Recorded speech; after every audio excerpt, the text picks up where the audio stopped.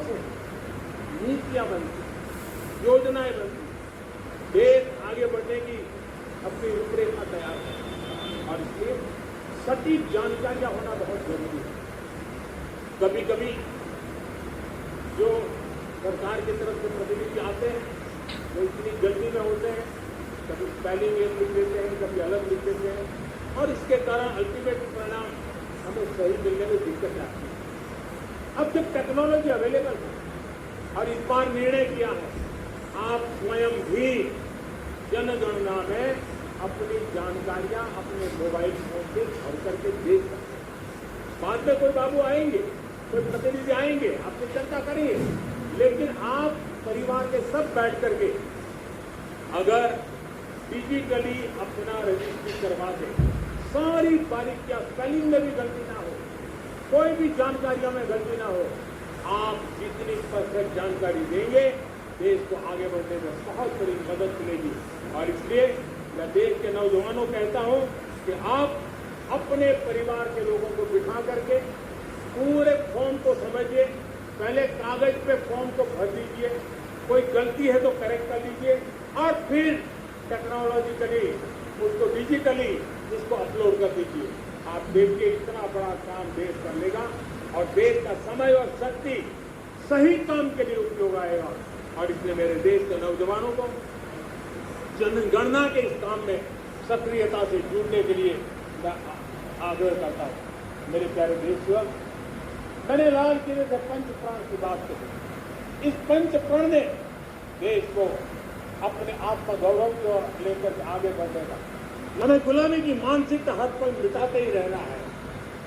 जिस भारत का सपना नेताजी सुभाष चंद्र बोस ने देखा, बाबा साहब आम्बेडकर ने देखा था, पंडित नेहरू ने देखा था, सरदार पटेल, भगत सिंह, सुखदेव राजगुरु ने देखा था, डॉक्टर श्यामा प्रसाद मुखर्जी ने देखा था, भगवान बिरसा मुंडा ने देखा था, ज्योतिबा फुले ने देखा था, उन सब से प्रेरणा लेकर के हम आगे बढ़े।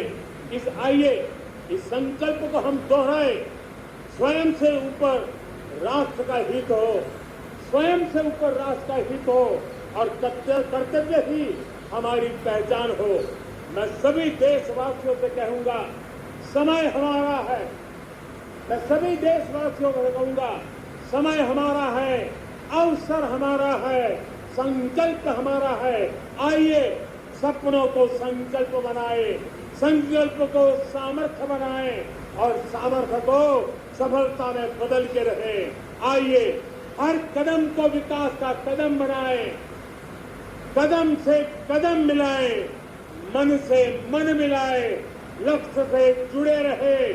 एक दीप से जले दीप हजारों, आओ मिलकर विकसित भारत बनाए। इसी एक भावना के साथ इस मंगल पर्व पर आप सबको अनेक अनेक शुभकामनाएं। मेरे साथ बोलिए, भारत माता की, भारत माता की, भारत माता की, वंदे वंदे वंदे। बहुत बहुत धन्यवाद।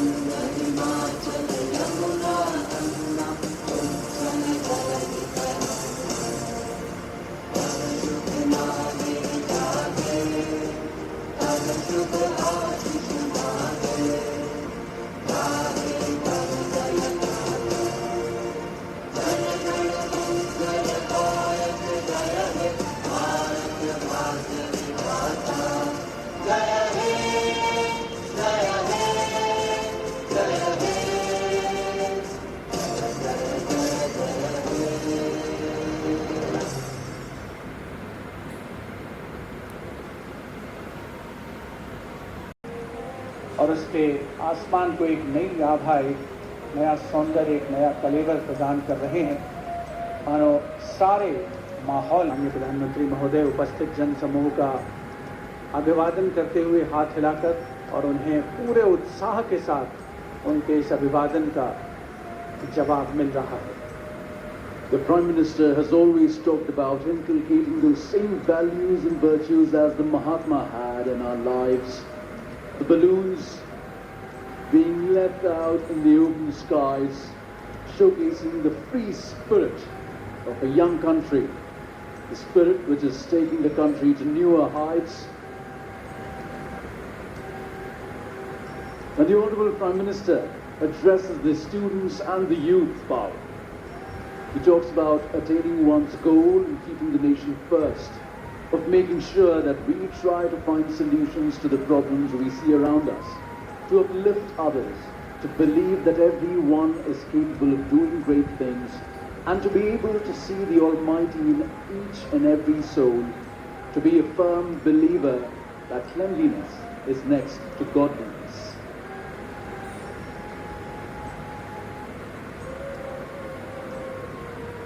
And anticipation again in the crowd. All these youthful cadets have one question written on their faces, that when will Prime Minister will come forward and meet them. This has become a nearly ritual now. We all are looking forward and hoping that this year too, Honourable Prime Minister comes and meets and interacts with these young hearts.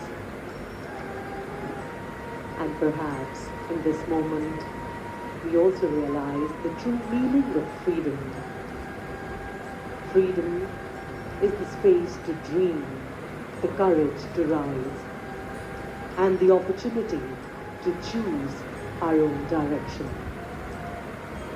India has travelled a long way. Gratitude bestows reverence, allowing us to encounter everyday epiphanies, those transcendent moments of awe that change forever how we experience life and the world. A vision of a Vikasit Bharat, a developed India by 2047. That is the vision with which each and every one of these youth, the ones being prepared by the trial services, and the ones in each and every nook and माननीय प्रधानमंत्री महोदय का काफिला, उनकी car, उनका वाहन ज्ञान पथ के नजदीक जैसे जैसे पहुंच रहा है, यहाँ उपस्थित इन युवाओं के चेहरे पर आप खुशी, उल्लास, उमंग, उत्कंठा की जो रेखाएं हैं वो साफ पढ़ सकते हैं। सभी को प्रतीक्षा है कि माननीय प्रधानमंत्री महोदय ने एक जो अविस्मरणीय परंपरा का आगाज किया है, उसकी शुरुआत की है राष्ट्रीय पर्व के अवसर पर, जब वे देश को संबोधित करते हैं स्वाधीनता दिवस के अवसर पर। उसके बाद बच्चों के बीच में, आम जनता के बीच में आते हैं। एक बहुत ही खुशनुमा माहौल लाल किले की प्राचीर के सामने, पूरे लाल किला परिसर में। 1947 में आज ही के दिन हमें आज़ादी मिली थी और तब से लेकर आज तक हर वर्ष राष्ट्रीय पर्व का ये समारोह लाल किले के प्रांगण में आयोजित होता रहा है। माननीय प्रधानमंत्री